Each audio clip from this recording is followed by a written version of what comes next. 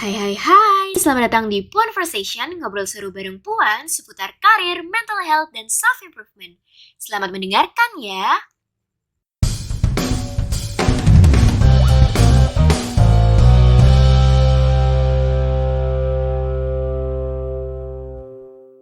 Halo semuanya, di episode kali ini kita bakal ngobrol-ngobrol sama Kak Fadila, our beloved founder dari Puan Bisa.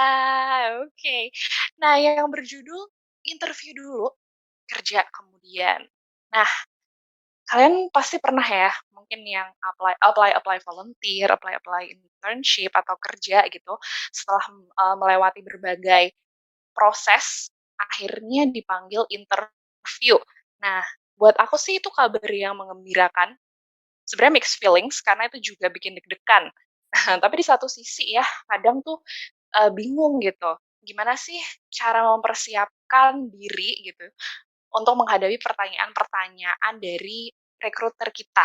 Nah, atau kadang juga kita kayak kepikiran gitu, "Aduh, ini lolos nggak ya? Jangan-jangan udah sampai interview ternyata nggak lolos." Nah, oke, nggak pakai lama-lama lagi, di sini kita udah sama Kak Fadil. Halo Kak Fadil, kita bakal ngobrol-ngobrol nih.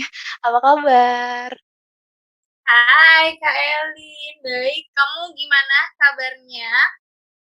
Aku oke banget dong, karena hari ini Conversation akhirnya rilis, jadi aku semangat banget nih. Yeay, first launch ya. Iya, oke. Nah, aku pengen tanya-tanya nih ya, ke Kak Fadil, karena kan Kak Fadil lagi magang di Sosiola, ini keren banget loh. Siapa sih yang nggak tahu Sosiola ya kan? Nah, aku pengen, Kak Fadil cerita pengalaman Kak Fadil bisa sampai lolos jadi anak magang di perusahaan hits kayak Sosiola tuh kayak gimana? Oke, jadi BTW semoga suaraku aman. Jadi Aman-aman. akhirnya aku tuh sangat apa ya? Mungkin lagi belajar juga LinkedIn gitu kan, mengoptimalisasikan LinkedIn itu aku lagi belajar gitu. Jadi bukan yang profesional banget di LinkedIn, cuma kayak info-info segala info magang atau apapun itu dulu dulu banget, setahun lalu atau 2 tahun lalu tuh aku nyari magang itu di Instagram, which is kayak pakai hashtag kayak magang Jakarta dulu gitu kan. Terus aku tuh suka dulu explore banget ya Instagram itu aku pakai buat benar-benar explore tentang dunia self improvement dan juga karir gitu. Itu benar-benar aku pakai gitu kan. Suka pakai hashtag magang Jakarta tapi turns out kayak di akhir-akhir ini tuh hashtag magang Jakarta kok jadi kebanyakan spam gitu ya. Kayak sorry to say sih, cuma kayak malah banyak orang yang pakai buat campaign gitu. Jadi nggak supposed to be info-info mengenai magang Magang. gitu. Yes, benar. Jadinya akhirnya aku pindah lah ke LinkedIn untuk nyari magang. Kan memang sebenarnya gunanya LinkedIn itu untuk ke dunia karir gitu kan, istilahnya profesional. Dan mulai itu nge-followin atau nge-connect gitu. Aku entah nge-follow atau nge-connect kan ada dua cara ya sebenarnya. HR terlebih HR-nya sosiola gitu kan. Karena seru nih kayaknya kalau magang di sosiola gitu. Terus akhirnya ya udah aku cobain gitu dan uh, ini dulu disclaimer dulu, aku itu backgroundnya itu aku tuh magang di sosiola sebagai public relation intern PR, tapi aku backgroundnya itu bukan PR atau komunikasi, aku tuh SPD, anak SPD gitu, anak sarjana pendidikan gitu kan. Jadi sebelum aku magang di Sosiola, aku udah pernah magang dulu sebelum-sebelumnya yang kira-kira menunjang gue buat ke sana gitu kan. Jadi kayak sebenarnya kilas baliknya kalau boleh cerita itu adalah aku tuh awal-awal semester 1 gitu ya, awal-awal jadi maba itu udah masuk organisasi dan memang waktu itu role aku adalah PR manager sebenarnya gitu kan. Nah, dari situ terus akhirnya terdevelop lah ke PR, terus ke bikin community gitu, masuk ke divisi community juga, pernah magang gitu. Terus akhirnya balik lagi ke media relation, ternyata kayak jodohnya alhamdulillahnya pas aku masuk media relation itu cukup menjual gitu dalam tanda kutip untuk aku bisa masuk magang di sosiola. Jadi semua itu dari LinkedIn sih. Jadi buat kakak-kakak semua mungkin udah saatnya gitu ya kalian boleh punya Instagram tentunya gitu, tapi jangan lupa kalau untuk building our career itu pakai pakai LinkedIn gitu dan dibetulin LinkedIn-nya, proses aja sih, jadi semuanya bisa dari situ, gitu. Dan mungkin ini jujur-jujuran aja ya, karena aku background-nya bukan dari PR dan belum pernah punya, apa namanya, pengalaman di real PR gitu, paling kayak cuma media relation, PR PR organisasi seperti apa sih, paling kan cuma kayak bukan cuma sih, I mean dia approach gitu kan, belum yang bikin press release atau apa gitu, tuh beda banget gitu pas aku udah masuk, in real PR di Sosiola gitu. Ya udah, akhirnya aku building aja karir aku di situ dan ketemu deh dan sebenarnya to be honest nih, aku tuh kayak daftar di Sosiola itu I think udah ketiga kali deh. Jadi kayak pertama, kedua, first Wow. time, dan second time tuh nggak diterima gitu. Jadi mungkin kayaknya pokoknya lebih dari 2 kali deh intinya gitu. Terus akhirnya yang ketiga tuh kayak nothing tulus aja, ah ya udah deh daftar gitu kan. Mhm. Daftar terus pertama kalinya juga, abis daftar aku komen di chat-nya gitu. Jadi kan, ini bukan dari portal LinkedIn job-nya, tapi dari HR-nya yang nge-share gitu kan. Terus aku Oh komen kayak iya. kayak halo Miss lalalala gitu. Pakai bahasa Inggris gitu. Gue udah ini nih udah apply dengan email gue saya kayak gini kayak gini. Jadi kayak masukin emailku apa gitu. Terus akhirnya ya udah aku daftar besok kalau nggak salah apa paginya gitu. Aku lupa antara besoknya langsung dihubungin apa hari itu juga tapi sorenya gitu. Jadi kayak apa karena gue komen ya gitu itu juga masih bingung sih. Cuma itu mungkin hal yang bisa kakak-kakak lakukan ketika sudah coba apply, terus reach out mereka by LinkedIn dengan professional way pastinya. Gitu Kak Elin. Waduh, mantep banget ya. Berarti memang tadinya belum ada pengalaman di bidang PR, Hmm, walaupun sudah sempat ada ketertarikan gitu ya Kak, tipis-tipis lah benar coba benar. cari pengalaman di situ. Oke deh. Nah, itu kan kadang orang tuh mikir ya, aduh kalau aku mau daftar magang tuh perlu pengalaman juga. Padahal sebenarnya kita daftar magang buat dapat pengalaman ya kan. Kadang insecure duluan nih. Nah, mungkin ada nggak sih Kak kayak kiat-kiat atau tips and trik gimana bisa sampai interview nih Kak? Terus setelah interview, kira-kira persiapan yang disiapin sama Kak Fadil apa aja nih? Aduh BTW, ada hujan angin nih di rumah aku ya. Jadi maaf kalau noise-nya masuk. Anyway, balik Aman sih Kak. lagi. Aman ya? Oke deh, mantap. Hmm, Nah, itu tadi. Jadi kira-kira apa yang disiapin gitu sebagai seseorang yang belum punya pengalaman, apa yang disiapin sampai bisa sampai tahap interview? oke. Yang disiapin yang pastinya pengalaman itu penting banget gitu ya. Kalau kalian background-nya dari top universities, itu mungkin bisa jadi nilai plus ya. Aku nggak tahu sih, cuma kayaknya kebanyakan tetap ada beberapa HR yang lihat dari top universities dan IPK gitu kan. Nah, tapi di situ gue pede-nya adalah gue pede sama pengalaman gue gitu, pengalaman magang gue gitu kan. Karena balik lagi background gue kan bukan bukan PR atau bukan ilkom gitu kan, bukan komunikasi. Jadi ya agak nggak pede juga. Cuma aku yang kayak ya udahlah gue coba aja. Pokoknya intinya ya lo harus coba. Kalau lo nggak coba, jawabannya enggak. Kalau lo coba, jawabannya iya atau enggak. Mendingan coba dulu aja meskipun at the end misalnya reject gitu kan, at least udah nyoba gitu. Tapi itu pertama, pokoknya harus berani nyoba. Kedua, ya apa ya, enrich your experience-nya through volunteer atau komunitas gitu, gitu, atau dan juga dari situ bisa magang gitu. Nah kalau kalian pertama kali magang terus sudah di big company ya lucky to you gitu, lucky for you udah bisa langsung masuk misalnya di big company yang kalian mau. Cuma ada beberapa orang nih biasanya yang aku lihat ya, jadi kayak tipe-tipe mahasiswa tuh ada dua sebenarnya ya nggak sih Kak Elin? Ya, Satu bener-bener. adalah satu adalah orang yang mungkin memang secara potensial sudah bagus gitu ya. Terus I mean semua semua mahasiswa potensialnya bagus, cuma kayak dia daftar satu tempat yang di company yang mereka suka langsung terima.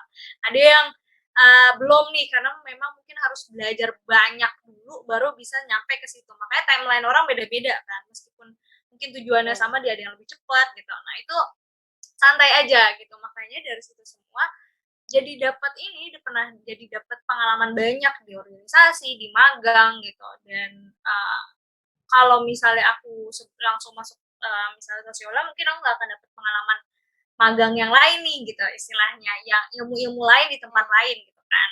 Nah, tapi intinya gitu. Jadi kalau kalian coba dulu shoot gitu di tempat yang kalian mau, yang big company misalnya, terus kalian masuk ya alhamdulillah. Kalau misalnya nggak masuk, coba refleksi diri sambil bukan latihan, sambil cobain tempat-tempat lain gitu. Dan tempat-tempat lain itu bukan berarti underestimate gitu loh, nggak juga, bahkan malah tempat yang terakhir aku sebelum ini itu kan dia social enterprise, dan aku belajar banyak banget dari situ, bener-bener kepemimpinan, bener-bener kayak um, banyak hal lah, kepemimpinan, soft skill, semuanya tuh aku belajar banget dari situ gitu.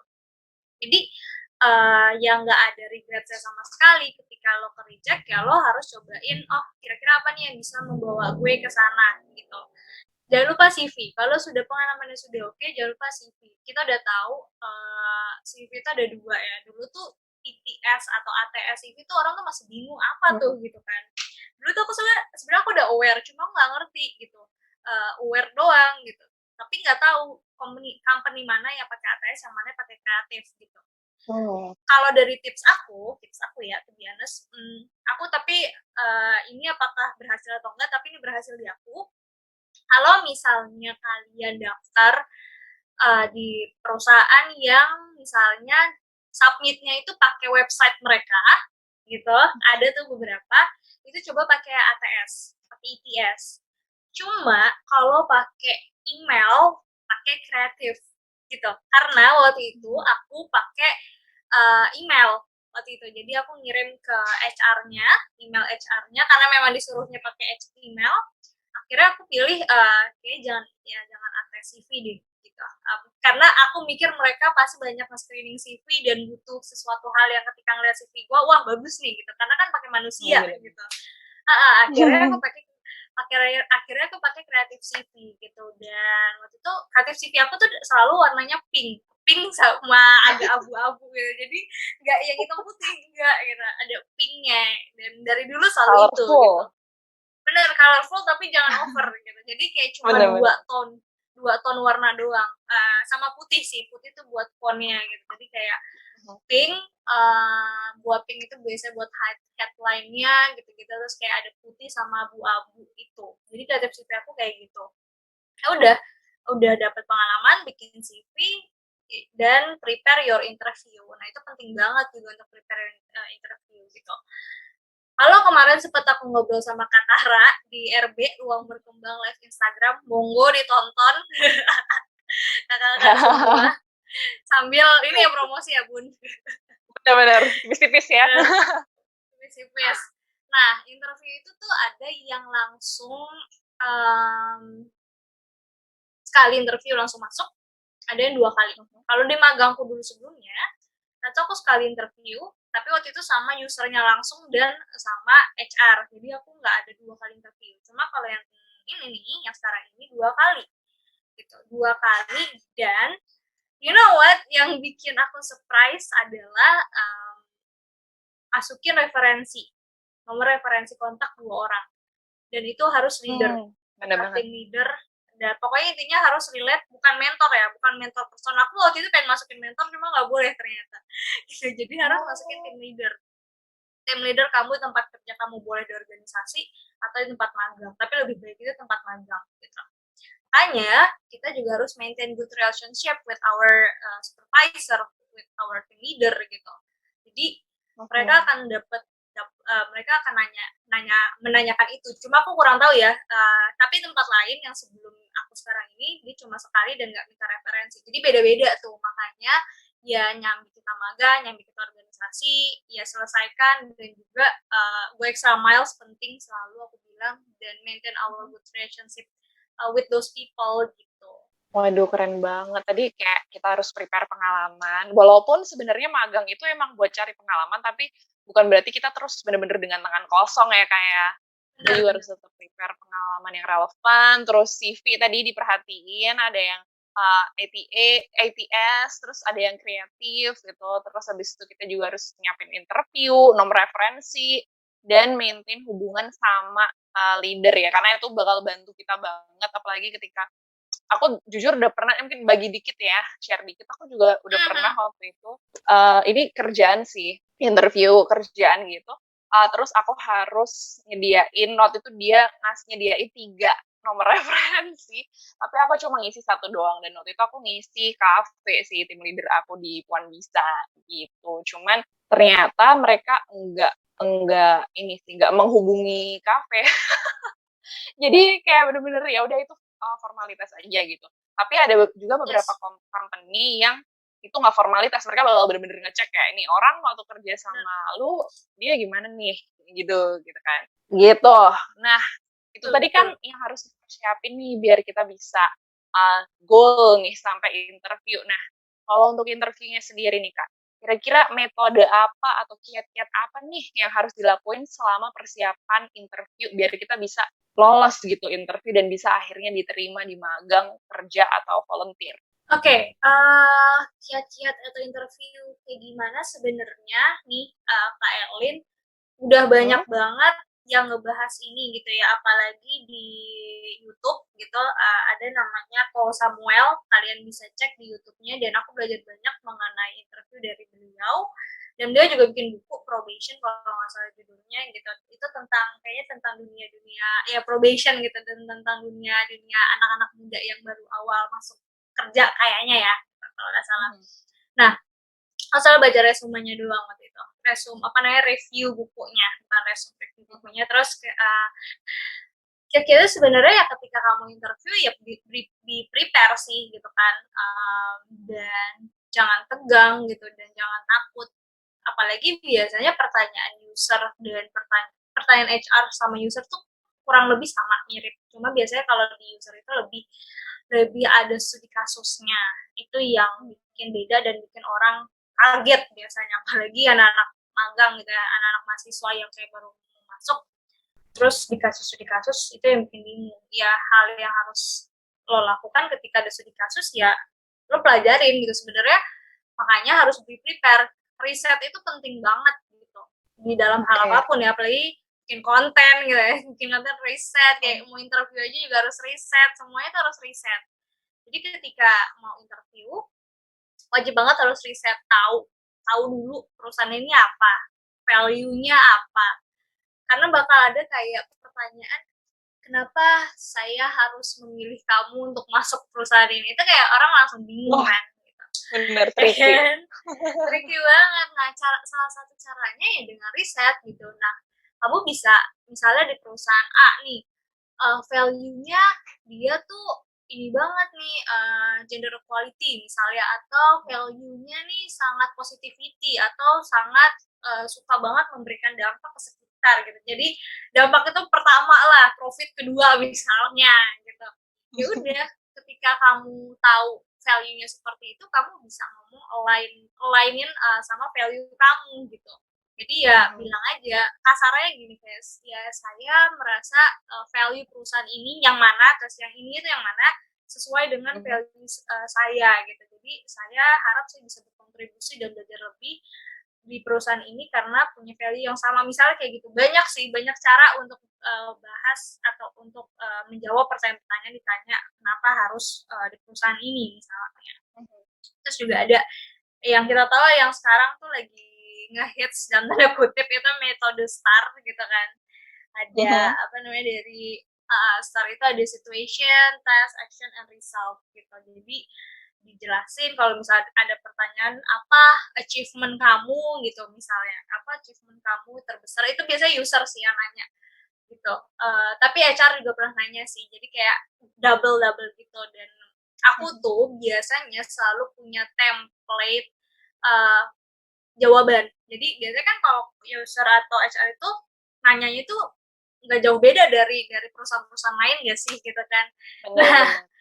aku biasanya punya template sendiri, apalagi ketika suruh perkenalan diri gitu. Aku punya template sendiri yang biasanya ya udah aku redundant ulang atau kadang aku improve gitu. Nah, tadi yang metode STAR balik lagi ada situation, task, action, dan result. Jadi kayak situasinya apa nih, apa yang bikin kamu achieve gitu, situasinya dijelasin, terus tugasnya apa, actionnya apa, dan juga jangan lupa resultnya gitu. Kayak, Mhm. oh dari hal itu gue resultnya adalah gue bisa menghasilkan profit 10% atau 20% lebih tinggi daripada kuartal sebelumnya misalnya kayak gitu. Jadi itu bisa bisa dilakukan juga, dan intinya kalau mau interview itu banyak-banyak riset sih, jangan sampai kosong aja. Oke, iya sih bener banget. Karena kalau aku bisa tarik kesimpulan nih ya, saat interview kita tuh nggak cuma harus memberikan jawaban dalam kutip benar gitu, bukan bukan apa ya, poinnya tuh bukan jawaban yang bener doang, tapi juga jawaban yang tepat gitu. Karena kan kadang misalkan Setuju. nih, ada pertanyaan kayak, "Apa nih kelemahan kamu?" Gitu kan. Jawaban yang bener adalah, "Wah, aku nggak bisa ngitung, aku nggak bisa lihat angka gitu, udah takut duluan," gitu. Padahal dia daftarnya data analis gitu. Misalkan dia lihat lihat data takut gitu. Nah, harusnya kan yang bener kan adalah maksudnya jawaban yang benar, jawaban yang jujur tuh adalah dia, takut sama angka nih ya kan, Kak Fadil. Tapi saat interview itu dia juga perlu, apa ya, kayak sedikit merubah gitu loh. Oh mungkin saya, nggak terlalu apa ya, nggak terlalu bisa dengan detail, makanya saya butuh waktu yang lebih lama, misalkan kayak gitu. Bener nggak Kak Fadil? Mhm mhm. Jadi kalau misalnya udah ditanya kekurangannya apa, ya udah, jawablah dengan jujur tapi dikasih solution-nya. Betul banget, bener kok. Nah, terus kita juga harus riset ya. Nanti kalau misalkan ditanya sama perusahaannya nih, ditanya sama HR-nya nih, "Kenapa kamu pengen daftar di sini?" Terus kita nggak ngerti, ini perusahaan ngejual apa sebenarnya, nih perusahaan Iya, value-nya apa, nggak ngerti. Udah tuh itu kayak gimana ya, itu kayak agak-agak nangis sih sebenarnya lah, "Terus benar benar. kamu daftar di sini kenapa?" Gitu. Oke deh, berarti, tadi itu adalah beberapa hal yang harus disiapin secara, apa ya, dalam tanda kutip teori ya. Kayak apa yang harus diperhatiin sebelum kita interview, yaitu riset perusahaan. Kita harus tahu bener nih perusahaan ngejual apa, nih perusahaan value-nya apa, jangan sampai entar HR-nya nanya, "Kenapa kalian memilih perusahaan ini? Kenapa kalian melamar perusahaan ini?" Enggak tahu, gitu jawabannya, jangan sampai ya Bun jawabannya begitu. Oke, nah kalau misalkan nih kan ada orang bilang, "Jangan sampai interview lu saltum," gitu, "jangan sampai salah kostum."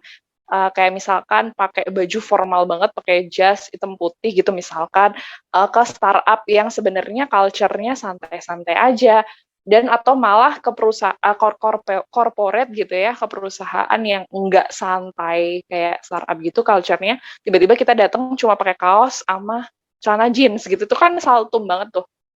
Nah, kira-kira do's and don'ts, saat interview dalam hal gestur, terus, pakaian, kayak gitu-gitu, bersikap gitu-gitu, apa aja sih Kak Fadil?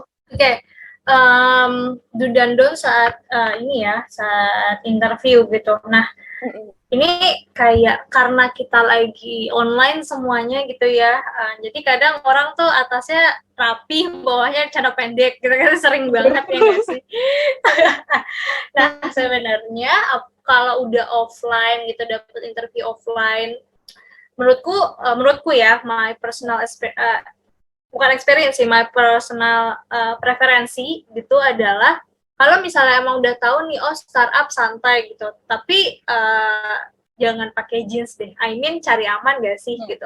Benar Ini benar. kalau cewek kita kan terlebih pakai kulot kayak gitu itu boleh gitu kan, Mhm. atau pakai kulot lah simply gitu kan, karena pakai kulot aja udah kelihatan semi formal, dan atau apa sih namanya, casual formal gitulah, Nah, itu udah iya. bagus banget gitu kan, pakai kulot, Mhm. pakai blus gitu, jadi itu udah oke banget sih menurutku. Dan baju-baju kayak gitu aja, I mean cari aman dulu lah gitu, cari aman sebelum Iya, akhirnya masuk gitu. Dan gestur itu penting banget. Biasanya kalau aku interview online, at least mhm. aku memperlihatkan pundak aku sampai ke apa ya, ini apa ya namanya, kayak collar bone gitu loh di situ, Mhm. maksimal banget sampai dada gitu. Tapi aku jarang sampai full setengah badan ya gitu. Jadi kayak yang penting bahuku kelihatan, jadi nggak cuma pala doang biasanya gitu, karena serem bun kalau pala doang gitu, kayak cuma kepotong. Jadi beliau tuh masih bisa ngeliat gestur aku, dan biasanya ya aku di tengah pastinya kan, jadi nggak miring banget, nggak miring kanan banget, nggak miring kiri banget, tapi benar-benar di tengah. Terus pakai earphone, sesuai sih, ini kondisional banget, cuma aku pakai earphone biar lebih fokus gitu, pakai earphone, headset atau apapun itu biar lebih fokus. Dan ya ketika interview itu, ketika ditanya, aku ngejawabnya itu ngelihat layar kamera gitu, instead of ngelihat kamera. Iya, lihat kamera instead of ngeliat layar gitu, karena biar lebih kelihatan nih gue facing bener-bener matanya gitu, meskipun matanya kamera gitu, jadi lebih kelihatan kayak sekarang gitu, kayak mungkin teman-teman yang denger nggak kelihatan, tapi aku biasanya kalau udah ngomong tuh aku selalu ngeliat kamera gitu ya. Tapi ya gitu sih Kak Ellen, jadi mending cari aman kalau perihal baju, paling perempuan bisa pakai kulot gitu kan, kulot itu udah kelihatan casual formal banget. Terus kalau online coba perlihatkan sampai minimal banget sampai bahu menurutku, karena lebih bisa apa ya, kalian tuh juga lebih leluasa dan gesturnya kelihatan gitu. Terus kalau misalnya mau pakai tangan boleh banget, cuma kayak jangan sampai lo joget pun gitu. Waduh. Bahaya nih. Bahaya banget gitu. Dan apa ya, bahasanya juga diatur, terus nafasnya diolah juga, jangan sampai deg-degan gitu. Ya udah sih, jadi paling itu aja, kayak standar yang orang-orang pernah tahu atau pelajarin. Jadi meskipun online juga harus tetap formal sih menurutku gitu Kak Elin. Mantep banget dah. Berarti emang ini ya, sebelum interview, kan kadang ada orang tuh kayak mikir, alah interview kan cuma ngomong sama HR-nya, cuma ngomong sama usernya gitu. Santai aja lah. Tapi padahal justru banyak orang yang gagal itu di interview. Bener nggak tuh Kak Fadil? Karena Benar. banyak hal ya, mungkin ada yang nggak cocok value-nya sama perusahaan, atau simply karena manner-nya gitu. Nah, jadi kita perlu banget memperhatikan lagi ketika manner kita, gestur kita, pakaian kita ketika kita interview, bahkan even saat kita interviewnya online lewat Zoom gitu ya. Waduh, ini mantep banget. Aku yakin banget nih teman-teman sekarang juga udah lebih tahu tentang interview, terutama yang mungkin belum pernah interview, baru mau coba-coba magang gitu ya. Dan semoga setelah ngedenger ini nih, denger percakapan kita sama Kak Fadil, udah lebih siap lagi buat interview. Nah, terakhir nih Kak, mungkin sebagai kayak semacam closing statement gitu ya dari Kak Fadil, pesan apa nih, tips and trick apa yang nggak boleh banget dilupain sama Puan ketika mau menghadapi interview? Untuk interview, spesifik interview, yang pasti riset perusahaan dulu, itu penting banget. Jangan sampai sesimpel dia bergerak di bidang apa lo nggak tahu, kayak wah gitu kan. Riset tuh penting banget gitu. Ceklah di websitenya, atau bahkan kadang aku suka sampai cari di YouTube gitu, ketika misalnya foundernya pernah ngisi acara di mana gitu, mungkin pernah ngomongin company profile-nya gitu di YouTube, itu aku suka cek juga. Nah itu perlu riset, betul-betul riset itu penting banget. Terus pelajarilah cara menjawab interview. Sudah banyak yang aku bilang tadi di YouTube, atau di Puan Bisa pun juga udah sering banget, di TikTok terlebih gitu. Banyak banget Puan Bisa. Betul gitu. Betul sekali. Itu tuh banyak banget cara cara jawabnya, tapi bener gitu. Tadi di TikTok, di Instagram Puan Bisa, di Medium Puan Bisa juga banyak banget udah ngebahas itu gitu. Jadi harus banget dipelajarin gitu, jangan sampai nggak dipelajarin sih. Dan learning from mistake itu juga perlu juga, ketika biasanya udah belajar terus ditanya kok ada pertanyaan yang gue nggak tahu nih, yang gue pelajarin kagak keluar nih jawabannya gitu kan. Sering ya, gue udah belajar kok kok yang dipelajarin sama soal beda nih. It also happen ketika di interview gitu, nggak cuma di saat ujian sekolah, di ujian manapun itu juga kadang suka gitu. Karena apa ya, disesuaikan, personalisasikan gitu. Kadang tuh pertanyaan-pertanyaan itu apalagi ketika udah di user gitu ya. Jadi jangan panik, terus jawab aja setahu kalian gitu. Tapi jangan terlihat sok tahu menurutku. Karena interview itu sebenarnya adalah cara kamu menjual diri gitu, in the good way. Menjual diri, benar, biar sampai di hire. Jangan sampai kamu terlalu gue kalau ngomong gini, kalau gue melebih-lebihkan, bukan melebih-lebihkan, kalau gue nunjukin potensial gue takutnya jumawa deh gitu. Ya enggak coy, selama lo bener jawabnya, selama jujur, itu penting banget gitu. Nggak jumawa, karena ya kamu harus menjual diri kamu saat interview gitu. Dan setiap ada pertanyaan, biasanya di akhir interview itu selalu ada yang mau kamu tanyakan, itu coba selalu bertanya. Aku biasanya tuh bertanya tuh kayak minimal 2 pertanyaan gitu, karena kayak wah, it's time for me untuk nanya nih, gantian gitu. Jadi biasanya aku korek-korek juga gitu, dan itu juga perlu dilakukan. Intinya jangan lupa riset, terus belajar, learning from mistake is okay banget, dan kalau ada disuruh nanya, jangan sampai nggak ada pertanyaan gitu sih dari aku, Kak Elin. Bener-bener. Aku mungkin mau nge-highlight nih di bagian yang kita harus tanya juga ke interviewer kita. Karena ketika kita interview ya, kita apply ke perusahaan, itu nggak cuma satu arah. Nggak cuma mereka doang yang mau nerima kita, tapi juga kita nih yang kalau misalkan keterima, kita bakal kerja di situ. Kalau ternyata mereka banyak culture atau value yang nggak sama kita, mungkin kita kalau keterima nggak bakal bisa bertahan lama gitu kan. Jadi itu bakal rugi ke kita sendiri gitu. Jadi jangan sampai sia-siakan kesempatan kalian, dan jangan sampai kalian kayak yang nanti kalau aku banyak tanya ntar aku ini kali dibilang kayak ini nggak niat interview nih, nanya-nanya mulu, kepo banget sama perusahaan. Nggak kayak gitu ya, kayak justru HR tuh malah seneng kan ya sama kandidat yang suka tanya-tanya sama perusahaan. Bener nggak tuh? Benar-benar. Jadi jangan lupa nanya sih, karena ya kita 2 arah gitu, bukan 1 arah doang. Kamu tuh punya hak buat tahu perusahaan itu seperti apa gitu ya. Apalagi jangan mikir gue cuma magang gitu ya. Kadang tuh ada anak magang yang dijailin gitu loh, dalam tanda kutipnya kan. Nah, itu kamu perlu tanya juga gitu. Seperti apa kerjanya, sistemnya seperti apa, culture-nya seperti apa, benefit apa yang gue dapet gitu, itu perlu ditanyakan juga. Waduh, pembicaraan kita kali ini sangat daging ya, Kak. Aku kayak dapet lebih banyak kayak pengetahuan baru juga gitu untuk persiapan misalkan aku besok mau interview somewhere gitu ya.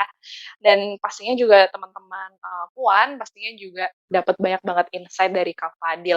Makasih banget Kak Fadil karena udah mau berbagi sama kita semua. Aku pokoknya berharap Kak Fadil tetap sukses terus dan bisa semakin banyak ngasih dampak positif ke perempuan-perempuan muda ya Kak. Ditunggu banget cerita-cerita hebat lainnya di lain kesempatan Kak Fadil. Thank you Kak Elin, thank you Kak Vanessa. Oke deh. Oke, sekian podcast episode hari ini. Kita bakal ngebahas tentang topik lain dengan bintang tamu yang lain juga yang pastinya nggak kalah keren. Pokoknya stay tune aja, pantengin terus sosial media Puan Bisa ya. Karena kita bakal banyak ngobrol-ngobrol seru yang pastinya bermanfaat buat Puan. Oke, sampai ketemu di episode selanjutnya. Bye-bye!